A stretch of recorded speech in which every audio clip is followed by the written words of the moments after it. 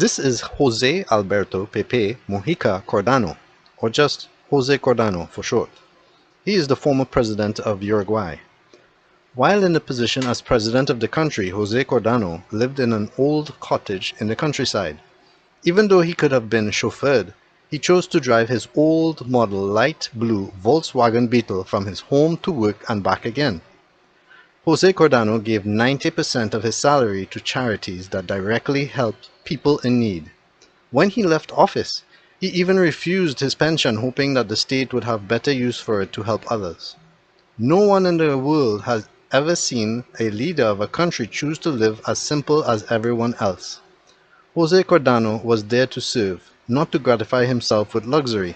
Even so, he became famous because of how he lived and carried himself. Sometimes he would even turn up to meetings in sandals and simple attire, while the rest of his colleagues were in suits.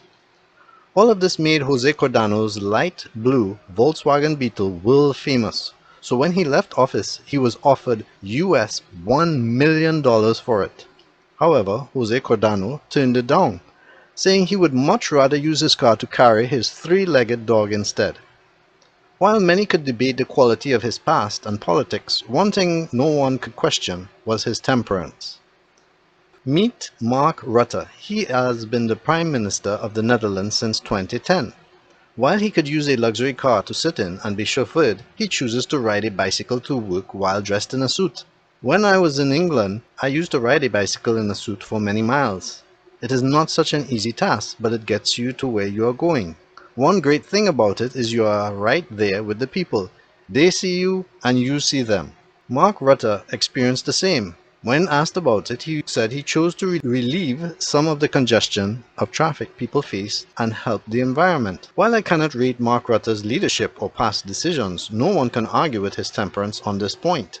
We can never find all the qualities we want from someone in leadership, simply because no one is perfect.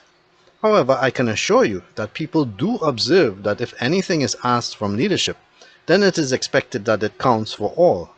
When I say all, I mean all, not just a few. Great leaders usually are unafraid to make the same kind of sacrifices that they know the people make. One of the definitions of temperance is the quality of moderation or self-restraint. Jack Kerouac once said, "If moderation is a fault, then indifference is a crime." Feel free to leave your comments, keeping a note of what I have in the description.